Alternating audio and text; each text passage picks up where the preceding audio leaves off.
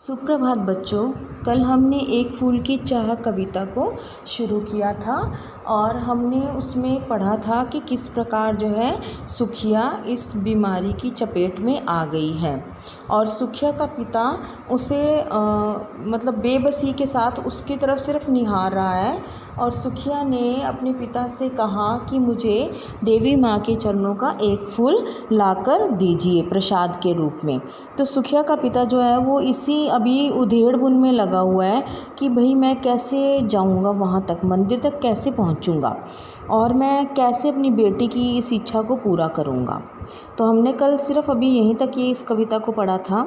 तो चलो आगे बेटा हम इसको अब शुरू करते हैं, अगले पैराग्राफ पर आते हैं और पढ़ते हैं इसको। तो इसमें कवि कहता है कि देख रहा था जो सुथिर हो नहीं बैठती थी क्षण भर, हाय वही चुपचाप पड़ी थी अटल शांति सी धारण कर, सुनना वही चाहता था मैं उससे स्वयं ही उकसाकर, मुझको देवी के प्रसाद का एक फूल ही दो लाकर। इस पैराग्राफ में बेटा जो कवि है वो कहना चाहता है कि जो कभी टिकती नहीं थी, मतलब कि चंचल स्वभाव की थी बहुत ज़्यादा, ठीक है, बहुत ज़्यादा चंचल स्वभाव की थी, जो एक जगह पे नहीं टिकती थी, उछल कूद मचा कर रखती थी। तो वो अब बेचारी एक ही स्थान पर सुथिर यानी कि एक ही स्थान पर सुथिर यानी कि टिक कर बैठी हुई है, या आप उसको कह सकते हो कि एक स्थान पर टिका हुआ सुथिर। अब वो एक ही स्थान पर टिक कर बैठी हुई है, वही अब ऐसी शांति धारण कर कर चुपचाप लेटी हुई है, चुपचाप, ना हिलती है ना डुलती है। और जो उसका गला है वो बहुत दुर्बल यानी कि बहुत कमज़ोर हो चुका है, जिसके कारण वो आवाज़ निकाल भी नहीं पा रही अपने गले से। परंतु जो सुखिया का पिता है वो कहता है कि मैं उसे फिर भी कुछ ना कुछ कहकर उकसा रहा हूँ, ताकि वो यही मुझे एक बार बोल के सुना दे कि पिताजी मुझे देवी माँ के चरणों का एक फूल लाकर दे दीजिए। मतलब सुनना वही चाहता था मैं उसे स्वयं ही उकसाकर, मतलब कि कुछ ऐसे बातें वो सुखिया के सामने बोल रहा था कि ताकि उन्हें सुनकर सुखिया सिर्फ एक ही सेंटेंस ही बोल दे मेरे सामने कि मुझे देवी माँ के चरणों का एक फूल ला कर दो। परंतु वो बच्ची जो है बीमारी की चपेट में इतनी बुरी तरीके से आ चुकी थी कि वो बिल्कुल अपने मुंह से एक शब्द भी नहीं निकाल पा रही थी। मतलब उसका गला इतना कमज़ोर हो चुका था कि वो कुछ भी बोल नहीं पा रही थी। तो अब जो ये सुखिया का पिता है वो अपने घर से तो चल पड़ा है कि चलो मैं देखता हूँ कि कैसे भी करके मुझे लेकर आना है फूल। तो वो चलते चलते अब मंदिर की तरफ बढ़ रहा है। और यहाँ पर अगले पैरे में बेटा लेखक ने जो है वो मंदिर के बारे में बताया है कि मंदिर कैसा है, ये कैसा दिखता है। तो आपको यहाँ पर एक प्रश्न बनता है कि एक फूल चाह कविता में मंदिर की महिमा का किस प्रकार गुणगान किया गया है। तो आप इस पूरे पैरा को इसमें एक्सप्लेन कर सकते हो, ठीक है। तो अब मैं शुरू कर रही हूँ, ध्यान से सुनना कि क्वेश्चन है पूरा आपका। ऊंचे शैल शिखर के ऊपर मंदिर था विस्तीर्ण विशाल, स्वर्ण कलश सर सिज विसते पाकर सुमुदित रवि का जाल, धूप दीप से आमोदित था मंदिर का आंगन सारा, गूंज रही थी भीतर बाहर मुखरित उत्सव की धारा। यानी कि जो कवि है उसने यहाँ पर मंदिर की शोभा का वर्णन किया है कि मंदिर कैसा दिख रहा था और कैसा था मंदिर। तो कहता है कि कवि की पर्वत की जो चोटी है उस पर एक बहुत बड़ा मंदिर था। शैल शिखर यानी कि पर्वत की चोटी, ठीक है, पर्वत की चोटी पर एक बहुत बड़ा मंदिर था। स्वर्ण कलश सर सिज विसित यानी कि विसहित का क्या मतलब हुआ यहाँ पर बेटा, विसहित मतलब कि हंसते रहना, और सर सिज का मतलब है कमल, ठीक है। रवि का जाल का मतलब है सूर्य की किरणों का समूह।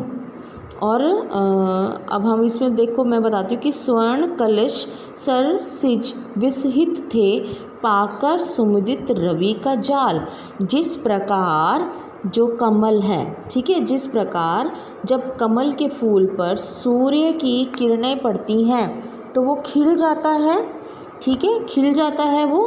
ठीक उसी प्रकार जो मंदिर का गुंबद है, यानी कि जो मंदिर के ऊपर वो गोल गोल बना होता है ना गुंबद, जहाँ पे कलश होता है, मंदिर का गुंबद जब उस पर सूर्य, ठीक है, रवि का जाल, सूर्यों की किरणों का समूह उस पर पड़ता है, ठीक है, मंदिर के गुंबद पर जब सूर्य की किरणों का समूह पड़ता है तो वो कमल की तरह खिल जाता है। कौन? मंदिर का गुंबद जो है वो कमल की तरह खिल जाता है। कब? जब उस पर सूर्य की किरणों का जाल पड़ता है।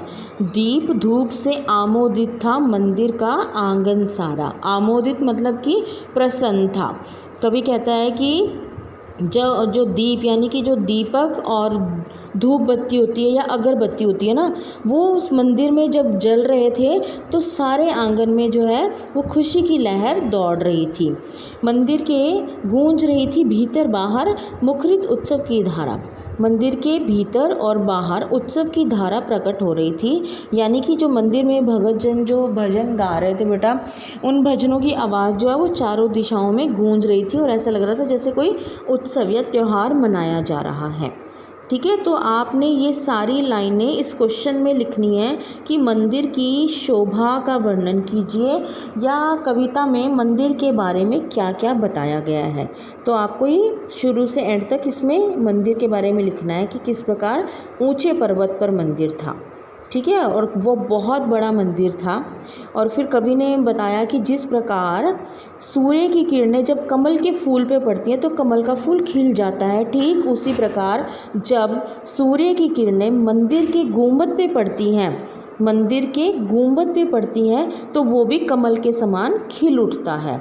और फिर धूप और दीप से जो है मंदिर का आंगन महक रहा था, ठीक है, और जो भजन कीर्तन की आवाज़ थी उसकी आवाज़ चारों दिशाओं में गूंज रही थी और ऐसा लगता था जैसे कोई उत्सव मनाया जा रहा है। ठीक है बच्चे, तो अगला अब हम शुरू करते हैं पैरा कि भगत वृंद मृद मधुर कंठ से गाते थे सभक्ति मुद में, पतित तारिणी पाप हारिणी माता तेरी जय जय। पतित तारिणी तेरी जय जय मेरे मुख से भी निकला, बिना बढ़े ही मैं आगे को जाने किस बल से ढिकला। यानी कि इसमें जो कवि है वो बता रहा है कि जैसे तैसे करके जो सुखिया के पिता हैं वो मंदिर में प्रवेश कर जाते हैं। कैसे कि वो थोड़े साफ़ सुथरे कपड़े पहनते हैं, अच्छे कपड़े पहनते हैं, किसी से उधार लेके आते हैं और एक अच्छी सी चादर ओढ़ते हैं अपने ऊपर, अपने सर से लेकर पूरा मुंह कवर करते हैं, सर कवर करते हैं, सिर्फ आंखें बाहर दिखाई देती हैं और भीड़ के भीतर, भीड़ में शामिल होकर वो जैसे तैसे करके मंदिर में प्रवेश कर चुके हैं। ठीक है, और अब वो क्या कि जब भक्तों की भीड़ होती है तो धक्का मुक्की होती है, तो ऐसी वो धक्का मुक्की के अंदर धीरे धीरे आगे की तरफ बढ़ते चले गए। तो अब वो सुखिया के पिता बताते हैं कि जब वो मंदिर में गए तो भक्तों का जो समूह है वो भक्ति भाव से भरकर कोमल मधुर और खुशी से बस यही गा रहा था कि हे माता तू पतितों को तारने वाली है। पतितों यानी कि पापियों को तारने वाली है, पापियों का नाश करने वाली है, ये पापों को हरने वाली है। ठीक है, तो बार बार भगत जन जो है वो यही गीत गा रहे थे कि हे माता तुम पापियों को तारने वाली हो, पापों को हरने वाली हो, तेरी हमेशा जय जय हो, तेरी हमेशा जय जय हो। और सुखिया का पिता कहता है कि ये जो भजन था मेरे कानों में पड़ रहा था बार बार और मेरे मुख से भी अचानक ही मतलब ये शब्द, जो सारे शब्द हैं ये निकलने लगे और बिना बढ़े ही मैं आगे जाने किस बल से ढीकला, मतलब कि धकेला गया। यानी कि जब भीड़ में व्यक्ति खड़ा होता है तो हमें पता ही नहीं चलता किधर से धक्का मुक्की शुरू हुई है और हम धीरे धीरे आगे बढ़ते जाते हैं। ठीक उसी प्रकार सुखिया का पिता भी जो है वो उसे पता ही नहीं चला वो किस बल में आगे की तरफ को बढ़ गया, यानी कि उसे पता ही नहीं चला कि किसने पीछे से धक्के दिए और वो आगे की तरफ बढ़ता हुआ चला गया।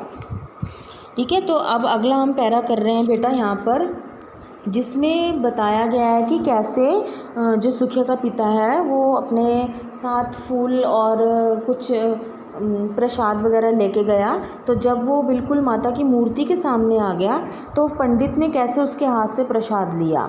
तो सुनिए आप, मेरे दीप फूल लेकर वे अम्बा को अर्पित करके दिया पुजारी ने प्रसाद जब आगे को अंजलि भर के, भूल गया उसका लेना झट परम लाभ सा पाकर मैं, सोचा बेटी को माँ के ये पुण्य पुष्प दूँ जाकर मैं।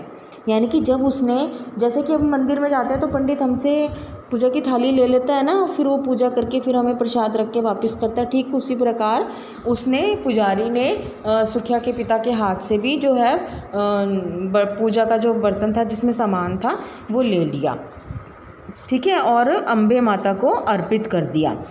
और फिर बदले में जब वो उसको प्रसाद देने लगा अंजलि भरकर, यानी कि मुट्ठी भरकर, ठीक है, अंजलि यानी कि मुट्ठी भरकर जब वो उसे प्रसाद देने लगा तो सुखिया का पिता इतना मतलब खो गया इस चीज़ में कि वो प्रसाद को लेना ही भूल गया, ठीक है। पुजारी ने जब अपना हाथ बढ़ाया प्रसाद देने के लिए तो सुखिया का पिता इस मतलब ऐसे सीन में, ऐसे दृश्य में इतना खो गया, उसे विश्वास ही नहीं हुआ कि वो माता के सामने खड़ा हुआ है और वो उस प्रसाद को लेना ही भूल गया।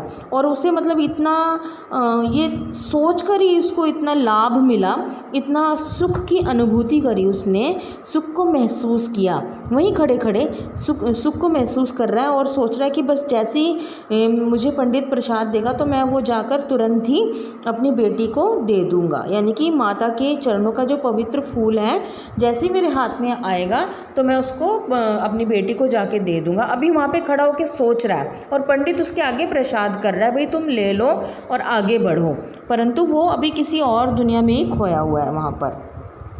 तो अगले पैरा में बताता है कवि कि सिंह पोर तक भी आंगन से नहीं पहुँचने मैं पाया, सहसा यह सुन पड़ा कि कैसे यह अछूत भीतर आया, पकड़ो देखो भाग न जावे, बना धूर्त यह है कैसा, ठीक है, साफ स्वच्छ परिधान किए हैं भले मानुषों के जैसा।